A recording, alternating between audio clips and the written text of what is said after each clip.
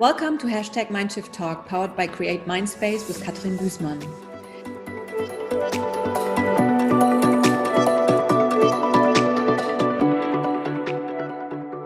So, and then there's also obviously, just observing how detached we're getting from food and how we don't know how our food is being prepared.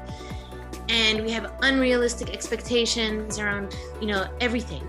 Around how food should arrive to our tables, how it should taste. Like, we're more detached more than ever before. As much technology as there is, and as much, Netflix shows there are, and like as much as we're more interested in food, as much as I think we're more detached from it at the same time.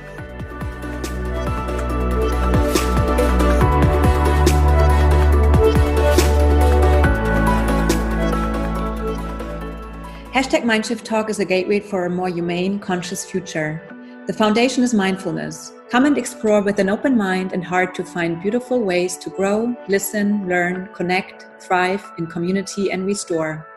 Dive deeper into an innovative approach to reframe the concept of wellness itself and what it means to live a well-lived life.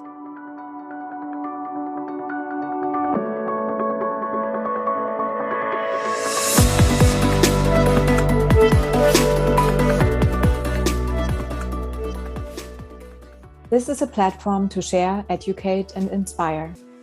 Welcome to our 9th episode of #Mindshift Talk. I'm super excited to announce my new guest speaker, Marianna Farag, to our series of creating a more humane and conscious future. Define challenges, determine possibilities, create opportunities. Marianna Farag is passionate about food. According to her, it's a larger-than-life, multifaceted topic that just never gets boring, and each ingredient tells countless stories. Born from an Egyptian father, Syrian mother in Greece, and of French citizenship, she started traveling to Jamaica as of 2013 and eventually decided to move and make it home. In 2019, she took the bold step of following her dream: to open up a food-curious vegan restaurant in Kingston, Jamaica. She believes food has this tremendous power to connect people. Prior to opening the kitchen, Marianna did global marketing for 15 years and blogged her way around the food world. She also loves all things art, music, nature, travel, and swimming. Recently, she also picked up meditation as she tries to find balance in her life amidst the uncertain times we currently face.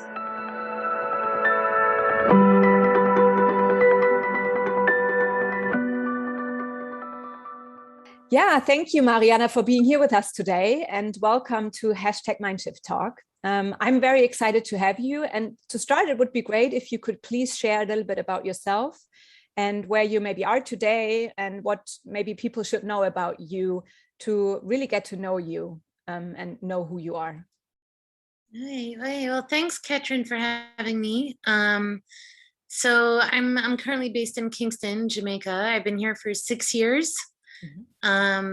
And I am a bit from everywhere and nowhere at the same time. So ethnically speaking, I'm half Egyptian, half Syrian, but I was born in Greece and I have French citizenship, and I moved around between different countries in Europe and the US to then come to Jamaica. I don't really associate myself with one particular identity. So I resonate with certain aspects of my Middle Eastern culture. I resonate with certain aspects of, I think, French culture, because that's where I spent most of my years, or let's say European culture in general. But I also find myself at home here in Jamaica, which is a country where I don't have any blood ties or any family or anything. So I guess, and I know there's many people like me, many kids of immigrant parents who kind of absorb their parents' culture, but also the country where their parents have moved, and kind of form a new culture now, which is, I guess, the best of all worlds. And we leave behind kind of the, sometimes like the uglier, less nicer sides of culture. Because culture is a word that we use so loosely, like culture, but there's also ugly sides to culture. Mm-hmm. all around the world. And there's beautiful sides to culture all around the world. So I guess I try to pick the best of the ones that I'm the most familiar with. And yeah, and I'm home wherever I feel home, really, wherever I feel comfortable. So that's me. And I opened a vegan restaurant here 2.5 years ago, and that's kind of where my life is at right now, cooking and here in Kingston, Jamaica. That's beautiful. Yeah, thank you. It's a little bit like me. I feel like it's like being a global citizen, right? It's kind of like lived in different parts of the world and really kind of connecting to different cultures and just people in general, right?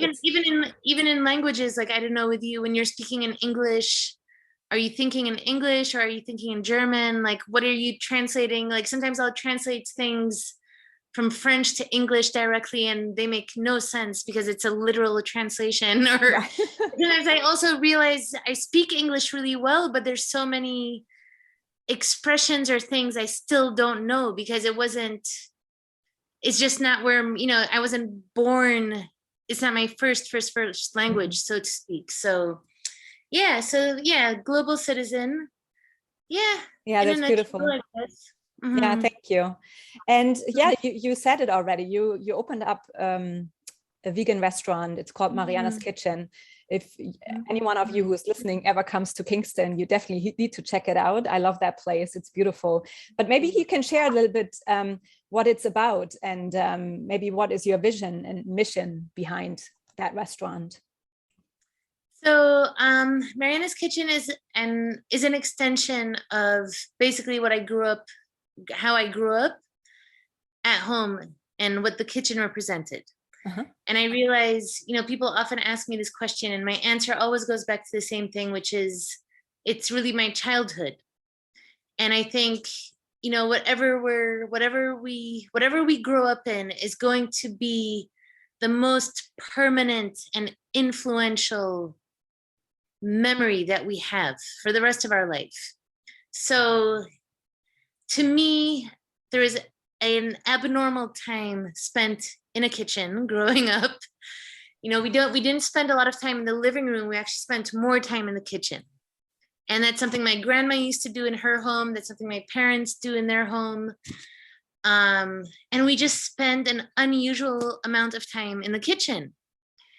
And the living room is kind of more like if there's guests who are coming, you move there. But in terms of family and even friends, a lot of it was in the kitchen and a lot of it was around cooking. And there was no separation between, food and the process and then consuming it. And like, I find like there's something that I've always found interesting is when you go to a restaurant, most of the time you never see who's cooking your food.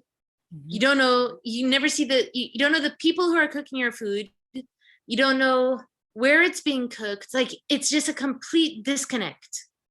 And I can understand, I'm not saying that's wrong, but I've always found it interesting how disconnected we are from food. So I decided to build the kitchen as a very open space, which you've seen. So there's no separation between the kitchen and the dining area, and it's very fluid. It's not even those restaurants where sometimes, there's like a glass shield and you can see the cooks, but you still can't talk to them and all of that. So it's very fluid, it's very open. And that's really built on just how I grew up, how we cooked at home. And I think what I know best and what I love best, and just like, I think my understanding of how food can be so powerful to connect people when it's up in the open like that. So, and I think it's just, I use it as a space. I use the kitchen as a space, and I use food as a tool to connect people. And I think that's what I've been seeing for the last 2.5 years. So, like, I know my guests really well. They know me. Guests get to know each other also, which sometimes I wonder if that's because the space is so open, it's unconsciously encouraging that kind of connectivity. because if the kitchen was separate, but it was open, like, would people really be talking to each other? I'm not sure. So that's how I know it. I've just always known it as a very communal space and communal activity. And we all cooked together at home.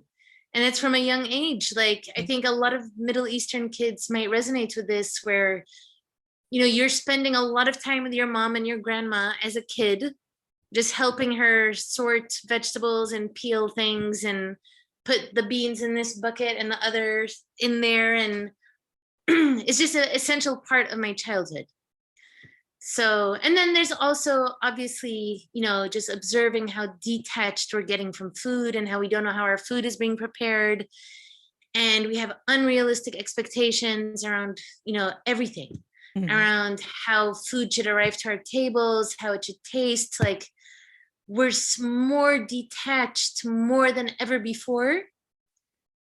As much technology as there is, and as much, Netflix shows there are, and like, as much as we're more interested in food, as much as I think we're more detached from it at the same time. Like, it's very opposite ends, kind of polarizing opposite ends, I think, happening in food right now. Like, some people are becoming more aware about, organic and, different schools of thoughts around food and what's good and, the effects of sugar and all that. But then at the same time, we're just so clueless about it. So clueless, So that's, that was the whole, that's kind of the thought process behind it. Just showing that spaces like that I think are the basis of like, in a way, humans have always connected around food from caveman ages. They went hunting together, they cooked together. It was never an isolating activity. So I think it's actually part of human survival, in a way, to connect around food. Absolutely. That's how I see it. I love that approach, because especially I think as well, it's our nutrition, right? This is how our body functions. It's so important for health. And I agree with you. I think we have a massive disconnect between like what we're putting in us, but we don't really know anymore, especially with all the processed food. And it's not like, for me, it's not even food anymore, which you can find on a shelf, because it's just like processed. And and that's what I love as well, because you have a specific theme every day, right? You're kind of changing your meals every day. And I love as well that you bring kind of like a Jamaican twist, or like French twist, or whatever you feel like into that, or from Egypt too.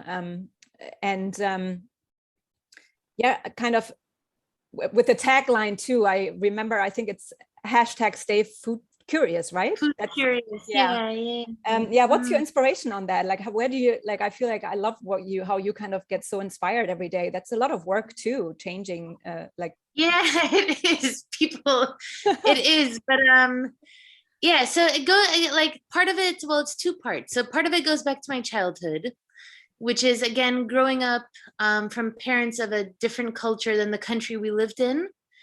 There was a lot of cultural shocks, let's say, that shaped my identity. So I think the typical example is what your mother would pack for you for lunch.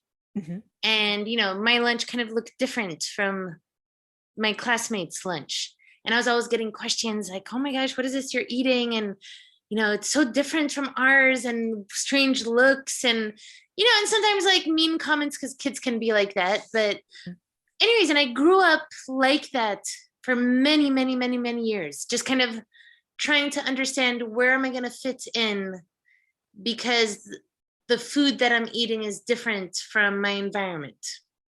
And, note that at the time, like, hummus and za'atar were not trending like they are now, which I always find so interesting, because back then hummus was like some obscure food, and now it's, now everyone loves hummus and everyone loves za'atar. But those are my school lunches. It's from, and everyone loves dates. Like, so anyways, so a lot of it has to do with my childhood, kind of living in two different worlds. Like, am I, is it the Middle Eastern food that defines me, or is it the Western food that defines me? And I never knew. And I kind of decided to not choose. I decided to never choose. And my parents, for them, and I think my parents also encouraged us to not choose. I think that's something really important. Like, they wanted us to know where they were from and what their culture was about, but they also really enjoyed trying new foods. Mm-hmm. So my parents were very food curious also. And I think not feeling pressured to choose one or another kind of opens up your mind on how you look at food, and you become very curious. And now there's like, oh my gosh, it's not just this cuisine, there's like that and this and that. And then of course, the older I became, when I was at an age where I could travel, and I did a lot of solo traveling. I mean, people travel for food, and that's kind of what I was doing. So you travel and you start seeing like so many different things, and it just opens up your mind, And I think Asia is the continent that really opens up your mind the most, I think, in my opinion. And I remember when Anthony Bourdain passed away, there was a quote, like people were quoting him a lot. And there's a quote he said, which is, a lot of chefs, when they go to Asia, they kind of come back like transformed, because it's a whole other world there. I think a lot of techniques originated from, China, especially. Like we don't talk about that often, but I do think a lot of techniques originate from that part of the world. And, and when there was the spice trade and, colonization and all these things, like there was a lot of traveling east and bringing back food techniques and then kind of making it a new thing in your own country. So anyway, so it's really, I just decided that I was never going to become one thing or the other. I would become whatever I wanted to become. And I realized it would be so beautiful if we could just appreciate differences. And I think, anyways, and you see like great cities like Paris or New York, where you have restaurants from all over the world. And it makes dining out so much more enjoyable when you have so much more options. Because one day you're here, one day you're there. And so anyway, so I think for me, I have a pet peeve with closed-mindedness, because I've seen how that can be damaging. And I think being open is one of like the nicest ways to enjoy life, is to just be open, culturally speaking, accepting that there's different cuisines, there's different reasons why people eat things, there's different holidays around the world, there's different ways of expressing yourself. It's not just the English language. And there's different religions and faiths and beliefs, but in all these differences, there's always something in common. There's always something in common, which is we enjoy sharing a meal with someone. We enjoy cooking, for someone, with each other. Like cooking is the greatest act of love, regardless of where you come from in the world. And cooking carries culture and history and traditions. And there's always this thing of like passing down recipes from one generation to another. Like that's a universal thing. We all eat some form of flatbread. We all cook with fire. We all have fried food or some fritter or donut. We all use salt in our cooking. Like there's these fantastic, fantastic commonalities. And I think too often we focus on just differences, but try to connect the dots on how we're all so similar in these differences. And I think that's where the joy is found. So that's why like the way I cook very much reflects, I guess, my childhood. It very much reflects what I love, And there's a lot, I would say there's a heavy influence of Middle Eastern, obviously, because that's where I'm from.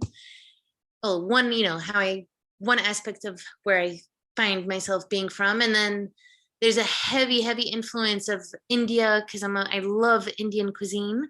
I think India is like the biggest food school in my life personally. And then there's also a big influence of Mexican cuisine, because I find Mexico to be a really gigantic food culture also.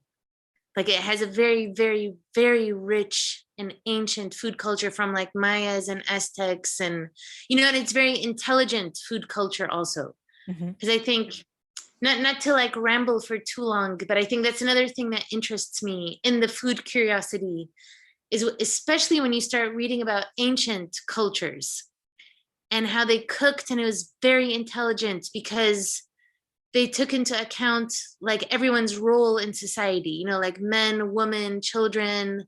They took into account their surroundings, like how do we respect our environment so that these things can keep growing and giving us food. They took into account, you know, health, like how do we use our environment to live long, protected, healthy lives. And they took into account, you know, nature, like when there's more sun, when there's less rain, how do we store and prepare for like the months to come in. So they're very, very, very intelligent cultures, you know. And when you read about how the Aztecs would, you know, consume foods that could have them survive for like days and days and days and days, like it's highly intelligent. It's even more evolved than now, I find. Like now we're very much into like the nicely packaged superfood business, and but it was already like all of this existed from so long ago. All of it, like spirulina, maca, ashwagandha, like these are very ancient foods. There's nothing new in these things. It's just that it's kind of like, you know, turmeric is absolutely nothing. There's nothing new in any of that. So humans have always been very sophisticated and evolved with food, always, always. But I think it's like post World War II and, you know, certain countries emerging as, you know, world powers, and then convenience and capitalism, like that's obviously changed everything. But humans have always been incredibly sophisticated with food. Like it's just incredible. It's mind blowing. Yeah, I feel like I feel like we need to learn that again, right? I think it goes back to what you said earlier about being so disconnected from food, because a lot of times, especially when you grow up in big cities, you don't even know what's seasonal anymore, because everything is available in the supermarkets. It's just what I always notice, it doesn't taste anymore the same. Like a tomato like 25 years ago tasted definitely different than it does today. And but that's what I noticed, and I love what you shared, because I feel like that's exactly reflected in the restaurant as well, like this community, like this open kitchen, like it's I love that it's open. You can see what's going on behind the scenes. And like I noticed as well that you do a lot of education around kind of spices or food in general. What's healthy? What does it do for you? Where does it come from? Do you notice in people kind of coming to your restaurant, embracing like maybe that healthier lifestyle, really looking consciously more, what am I eating? What do I put in my body?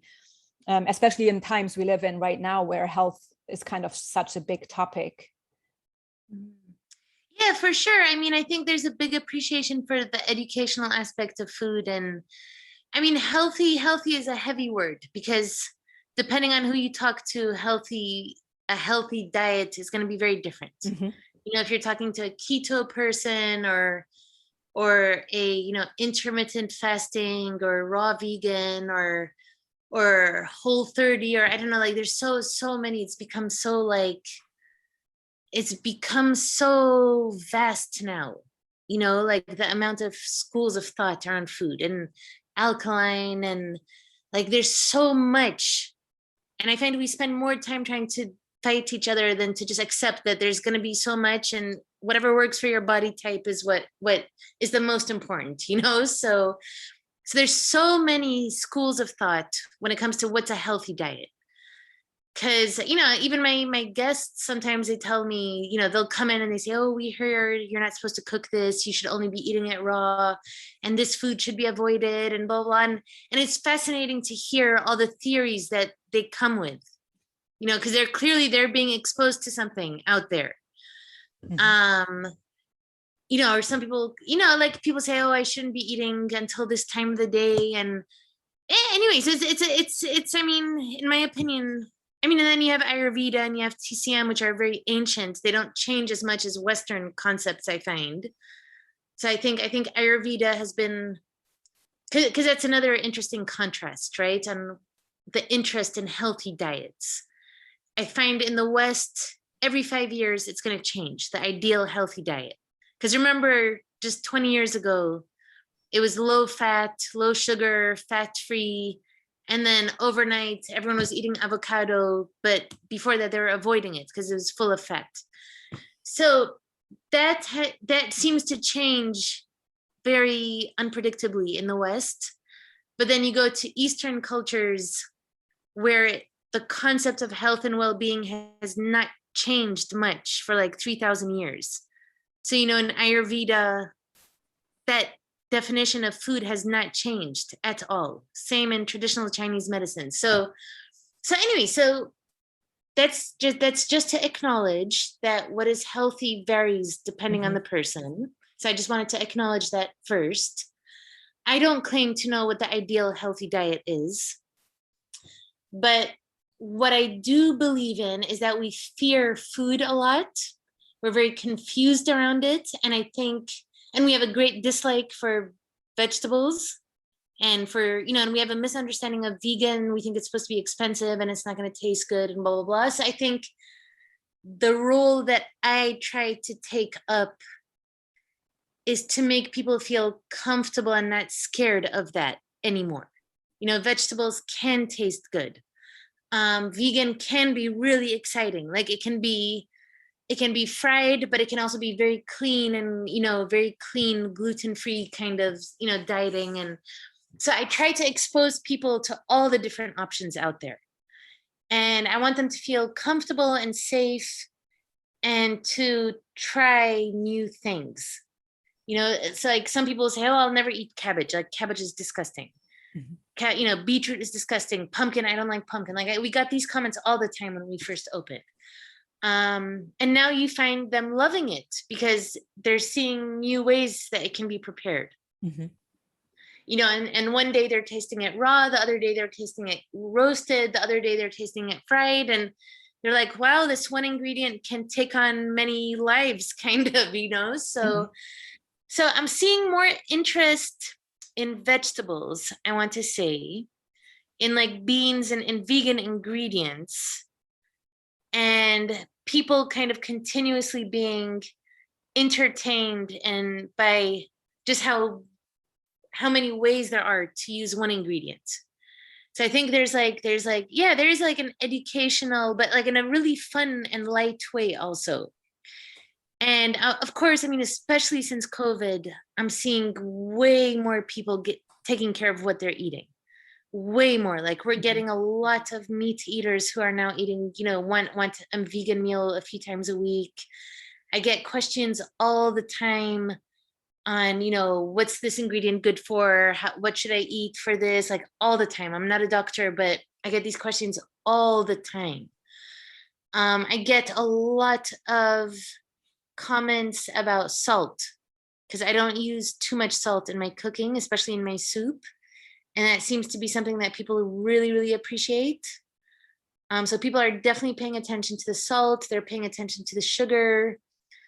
We're getting a lot of people who come from a meat diet and who just decided to do raw vegan for, you know, 21 days, for maybe 6 weeks, for 3 months, for any duration. And if they push through the whole time, they're completely transformed. And they come and, you know, and they're like, they're glowing and they're telling me, I just came off a raw vegan diet and I feel great. And I'm never going back to, you know, to what I used to eat, but I'm now transitioning to cooked vegan. And generally I find the kitchen is one of their first stops. But I've been seeing a lot of that this year. A lot of the kind of like the raw vegan as a great way to kickstart people into the lifestyle. And they feel the difference, like they feel it, that they never want to go back to what they were doing before. And sometimes all it takes is like, you know, 3 weeks or 4 weeks of that. So I'm definitely seeing a lot. And I'm seeing it, you know, all across, like men, women, young, old, a lot of mothers. Like that's another sector where I'm very interested is how mothers are more careful with how they're feeding their kids. That one is a really like that one has kind of been fascinating me for a while, actually.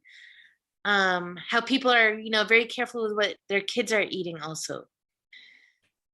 And then the other one I would add, there's another one, which is women and hormones, because I hear that one very often of women who come and have PCOS or, you know, some sort of hormone related condition.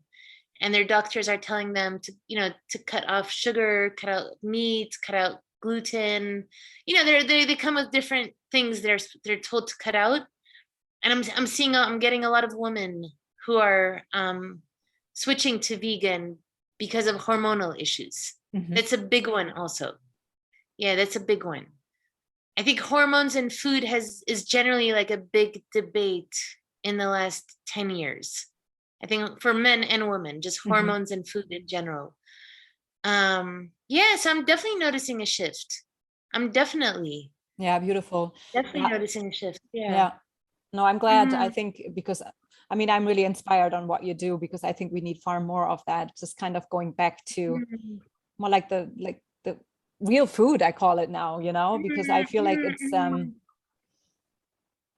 I mean, I call this like podcast hashtag Mindshift Talk, because I truly believe we really need a shift in so many ways in our world, and really that only awareness creates change. And that's definitely something you're creating in your kitchen, and it's a great place for people to come together. And because I feel nowadays in our society we really have kind of a few big brands really owning the food chain, right? And it's really important. I mean, we have a lot of fast food out there, a lot of processed food. It's really a key issue. And really the population is mainly really overfed, but malnutritioned. And I think it's so important to go back there and really kind of creating a gateway to a more humane and conscious future through food as well, and what we're actually putting into our body, because that's, I always say that that's our asset, right? Our healthy body. We want to have a long and healthy life. And what's maybe your vision in that in regards to the future?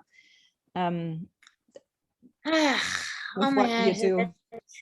It can honestly, like, that's I think about that very, very, very, very often, because it can go in so many directions. Like it can go into like a hyper convenience processed food where we're eating astronaut food, you know, and like, you know, you hear these stories, right? And I mean, I remember a few years ago there was a lot of talk about Soylent, which was like a powdered, you've heard about it before.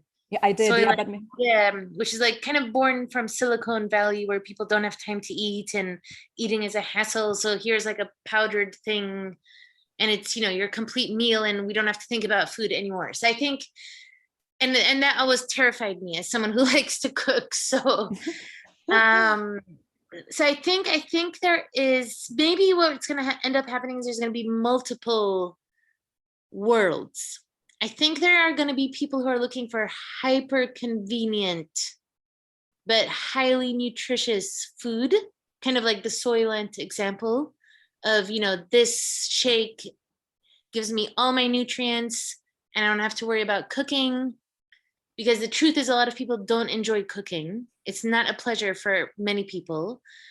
So I have nothing to worry about. I just have to pour this and mix it with 2 cups of water and boom, and I can go on with my life. So I think we're going to see that. I think we are going to see, I think fast food is here to stay. That's just, to be very honest with you, I think fast food is here to stay. And we saw it, you know, being very present even during a health crisis pandemic. I do think fast food is here to stay. I think there's going to be a group of people that will really shift towards like organic, and they're very, very, very sensitive about, you know, how things are sourced and where it's coming from, and like, you know, super, super healthy, as natural as possible. I think that's going to be a bigger thing in the years to come. I think we're going to have a lot of, unfortunately, I think a lot of gaps between, you know, poor and rich and accessibility to food. And then I just think there might, because climate change is such a debatable thing now. So, and I'm saying that because, again, I'm trying to acknowledge everyone's opinion. So I think what will be inevitable is that we're going to have to learn how to adapt, because the extreme change of weather that we're going to keep seeing will affect crops. And unless you have a lot of money and you can afford to pay for very expensive things when there's a drought or when there's heavy rainfall, we are going to have to start eating different foods, you know, and that's like, I've always had an interest in drought resistant foods, So that's, like moringa, okra, all the dried legumes, mung beans, all the cactus family of foods that you can eat. Those are very drought resistant foods, but that most of the world still doesn't eat. So like in Mexico, obviously cactus is part of their culture. So, you find they eat nopal, they eat the prickly pear. You see dragon fruit consumed a lot in Southeast Asia. You see moringa, like the whole part of the tree, the leaves, the drumstick, the blossoms, everything consumed in India, because that's also a big part of their heritage. So I do think we're going to have to start being a bit more smart and flexible with food. I think that one is going to be needed, but it's going to take a lot of work to get people to eat these things. Because to tell someone, oh, you can eat the cauliflower, like the white actual flat, like cauliflower, but you can also eat the leaves. Like some people will be like, oh, so cool, I want to try that right now. But some people will be very resistant to that idea, So I think that's another thing I do a lot at the kitchen is I try to use multiple parts of the same plants, like sweet potato and the leaves, carrot and the tops, beetroot and the leaves, like the moringa leaves and the drumstick. So because it's necessary, like we're going to have to accept this flexibility because the summers are getting hotter, the rains are becoming stronger, the winters are becoming, I don't know, warmer. I'm not sure what's going on with the winters, but we have to. And again, this is nothing new. Like my grandparents cooked like that. Yes. Like they bought, my grandma bought radish and she ate the radish and the leaves.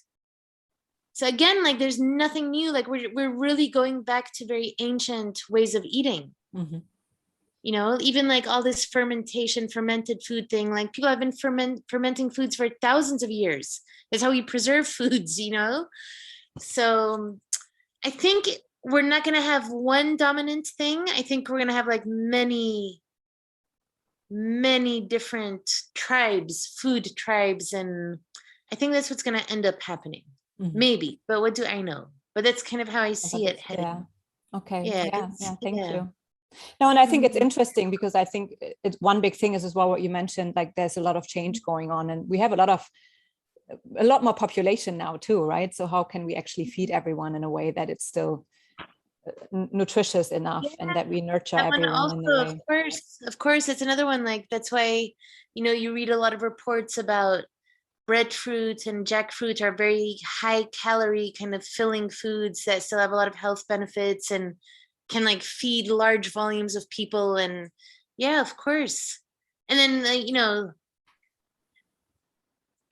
to add one more thing, like you said, growing population, but great disparities also, because there's a lot of, starvation in the world. And that's an entirely man-made problem.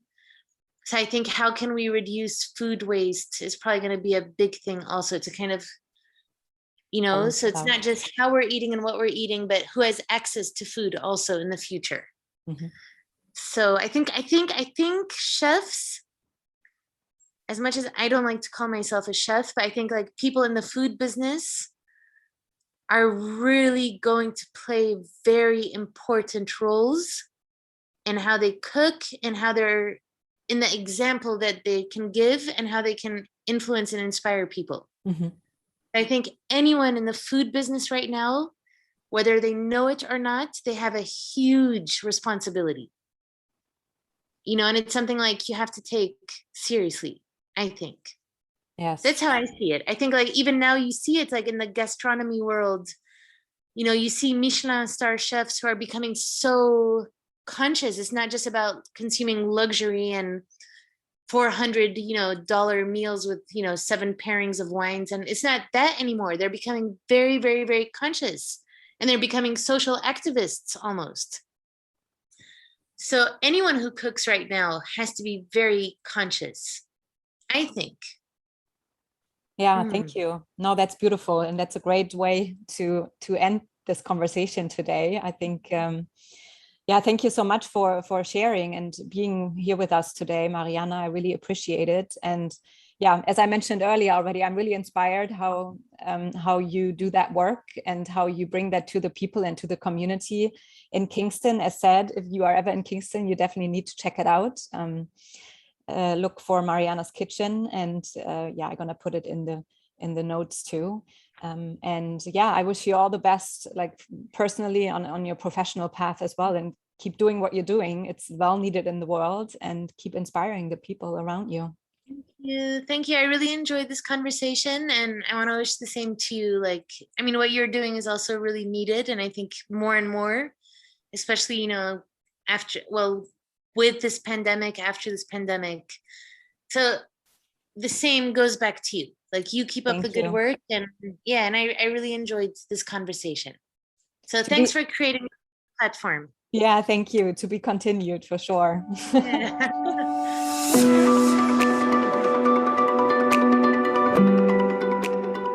This was #MindShiftTalk.